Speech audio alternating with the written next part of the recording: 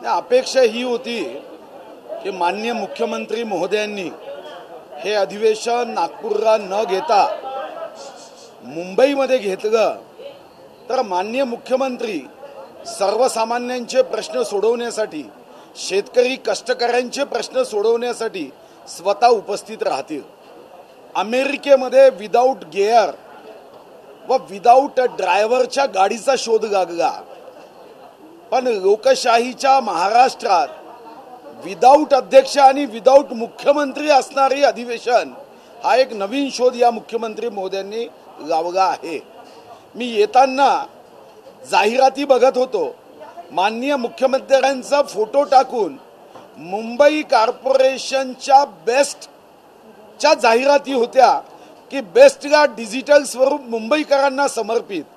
काही क्षण मनात आलं की महापुराच्या फोटोच्या ऐवजी मुख्यमंत्र्यांचा फोटो महानगरपालिकेच्या कामावर, मग महाराष्ट्रामध्ये तरी कमीत कमी कामावर शरद पवार साहेबांचा फोटो छापावा अशी अपेक्षा करणं काही गैर होणार नाही।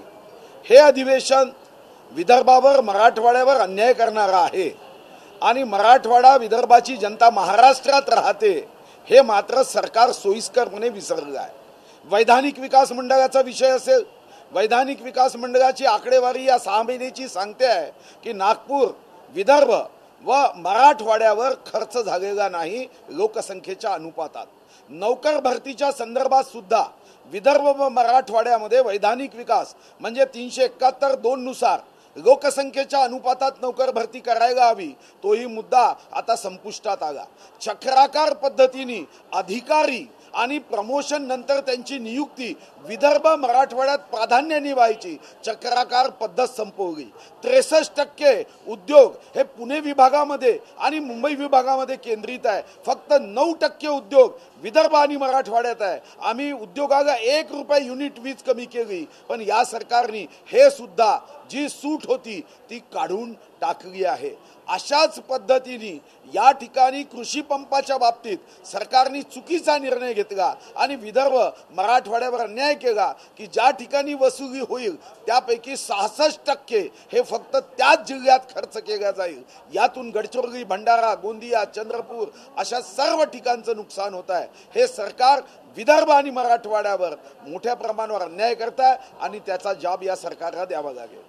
वारंवार शिवसेनेचे नेते किंवा वारंवार मुख्यमंत्री कार्यालय सांगत होते की सीएम उपस्थित राहतील, पण अनुपस्थित राहायचं कारण काय आणि मुळात जर असंच कार्यपद्धती राहणार असेल तर विरोधकांची भूमिका काय? मी 1 मे 1960 ला महाराष्ट्राची निर्मिती झाली, जेव्हापासून चहा पानाची सुरुवात झाली आपण रेकॉर्ड मोडला।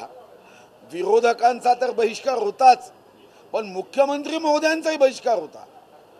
हे पहिलं चहापान आहे महाराष्ट्राच्या निर्मितीनंतर की स्वतः मुख्यमंत्र्यांनी निमंत्रण दिलं आणि निमंत्रण देणारेच अनुपस्थित होते। मला व्यक्तिगत रीतीने वाटतं की मुख्यमंत्र्यांना सुद्धा त्यांच्या मंत्र्यांच्या कारभाराबद्दल नाराजी व्यक्त करायची असेल आणि त्यांनी चहा पाण्यावर आमच्यासारखा बहिष्कार टाकून ती नाराजी व्यक्त केली। मुख्यमंत्र्यांनी आता दुसऱ्याला कोणाला तरी कारभार सोपवायची वेळ आली असं आपल्याला वाटतं का? नाही, तुम्ही जर हजारो वर्षाचा इतिहास बघितला तर राजेशाहीमध्ये सुद्धा एखादा राजा त्या खुर्चीवर, सिंहासनावर बसण्या योग्य नसेल तर त्वरित दुसऱ्याची नियुक्ती किंवा राज्यकारभार हा दुसऱ्याच्या हाती देण्याची पद्धत हजारो वर्षापासून आहे आणि लोकशाहीला अपेक्षित आहे। लोकशाहीमध्ये सुद्धा जर तुम्ही दीर्घकाळ अनुपस्थित राहणार असाल, जे काही कारण असेल, आजाराचं असेल, आरोग्याचं असेल, तर शेवटी मीच ठरवेल ते धोरण आणि मीच बांधेल ते तोरण या चक्रातून बाहेर निघालं पाहिजे। मुख्यमंत्री महोदयांनी कोणालाही द्यावा, अजितदादाला द्यावा, एकनाथ शिंदेंना द्यावा, सुभाष ठाकरे साहेबांना, सुभाष देसाईंना द्यावा किंवा इतर कोणालाही द्यावा, आदित्यजींनाही द्यावा, पण अशा पद्धतीने मुख्यमंत्री दीर्घकाळ जर या सर्व पदाच्या अधिकारापासून दूर राहणार असतील तर अशा वेळी मुख्यमंत्री पदाचा कारभार देण्यामध्ये काही गैर नाही आणि शेवटी आपल्या सहकाऱ्यांवर विश्वास ठेवला पाहिजे। लोकशाहीमध्ये विश्वास हे महत्त्वाचा आहे। तुमचा अविश्वास असेल तर ठीक आहे.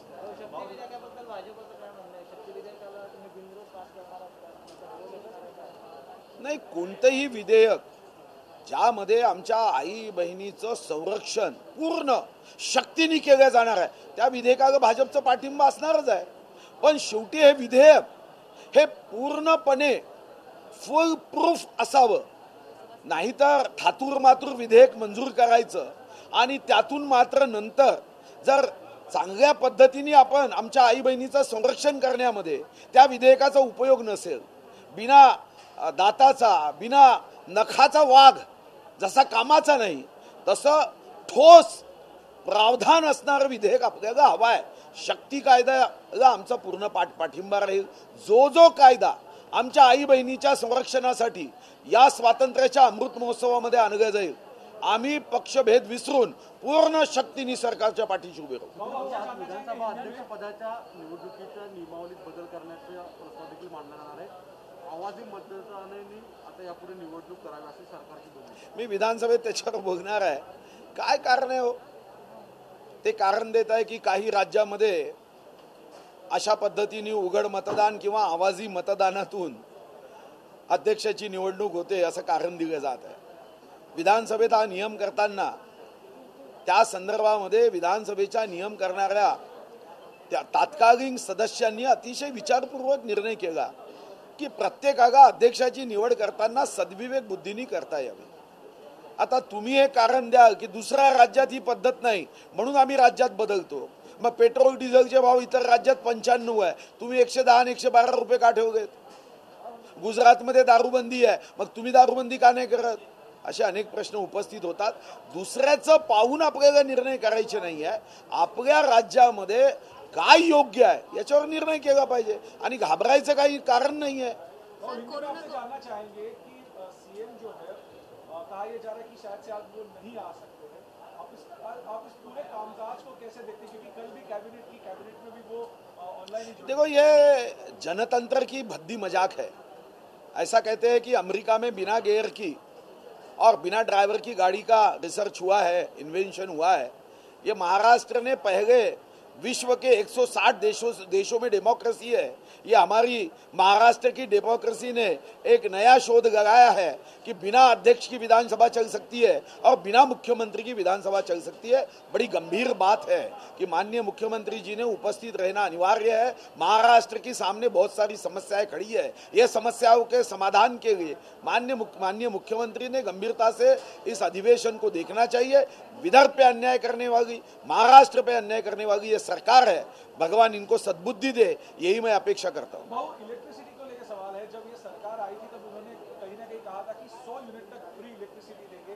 आज ये मुद्दा सदन में भी उठने वाला है. 2 साल हो गए, अभी तक लोगों को इलेक्ट्रिसिटी फ्री तो नहीं मिली, लेकिन बहुत से ऐसी कंप्लेंट्स आ रही है कि उनके इलेक्ट्रिसिटी मीटर्स काटे गए क्योंकि उन्हें पेंडिंग बिल दिखाया गया. मतलब उन्होंने बिल पे किया लेकिन बिल दिखाए गए.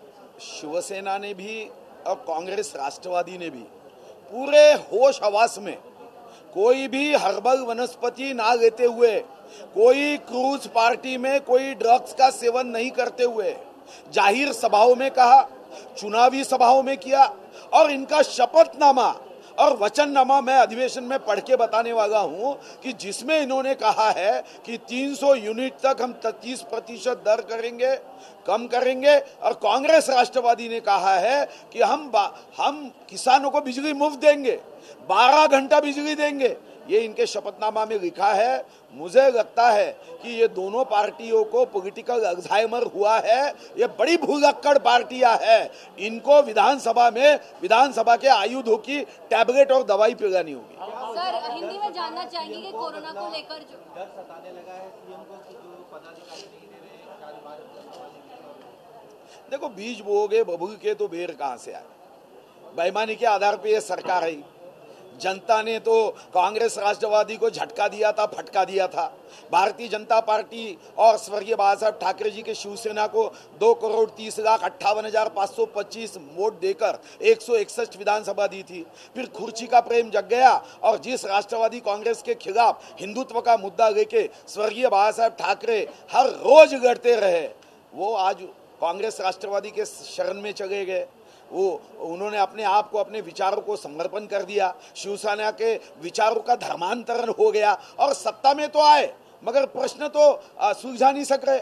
आप इंडियन पिनल कोड के सारे सेक्शन देख लीजिए, कहीं भी जबरदस्ती होती है तो गुनाह होता है।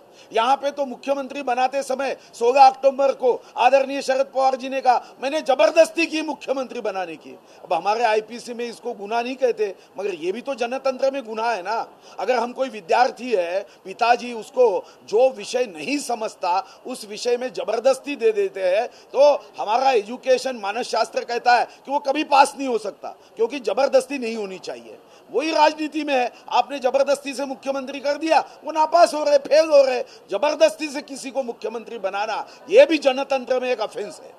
मैं जानना चाहिए जो कोरोना को लेकर बार बार जो है सभी नगर पालिका जो है सर हिंदी में सर महानगर मुंबई बीएमसी की तरफ से ऑन पेपर बताया जाता है कि 21 दिन के भीतर हम लोगों को नया स्टाफ और कोरोना के जो जंबो कोविड सेंटर बने हैं वो सक्रिय कर देने चाहिए, नए स्टाफ की भर्ती करनी चाहिए, लेकिन ये सिर्फ ऑन पेपर है, जबकि टास्क फोर्स का कहना है कि फेब के एंडिंग तक तीसरी वेव जो है कोरोना की आ जाएगी। तो ऐसे में सिर्फ ऑन पेपर तो ऐसा है, कोरोना के बारे में कई सावधानी, खबरदारी, इशारे संबंधित विभागों ने दिया है। 4 मई 2020 को वित्त विभाग ने आरोग्य विभाग के पदों की भर्ती के लिए, मेडिकल एजुकेशन वैद्यकीय शिक्षण विभागों के भर्ती के लिए विशेष छूट दी। इन्होंने कुछ नहीं किया।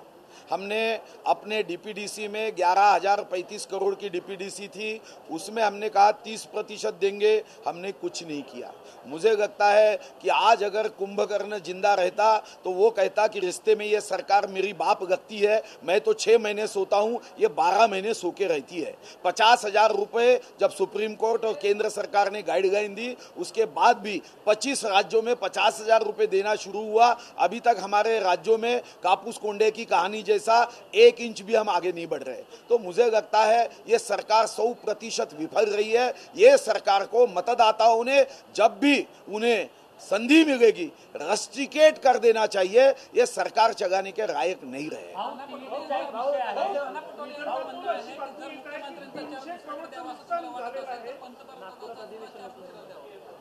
मला वाटतं याचा तर्क काय? पंतप्रधान पदाचा चार्ज द्यावा, पंतप्रधान अधिवेशनात येतात, बैठका घेतात, भूमिपूजनाला जातात, उद्घाटनाला जातात, दिव्य काशी भव्य काशीमध्ये जाऊन लोकांना भेटलेत। आपला तर्क काय आहे? मुख्यमंत्री हे या ठिकाणी मंत्रालयात येऊ शकत नाही, नस्तीचा निपटारा करू शकत नाही।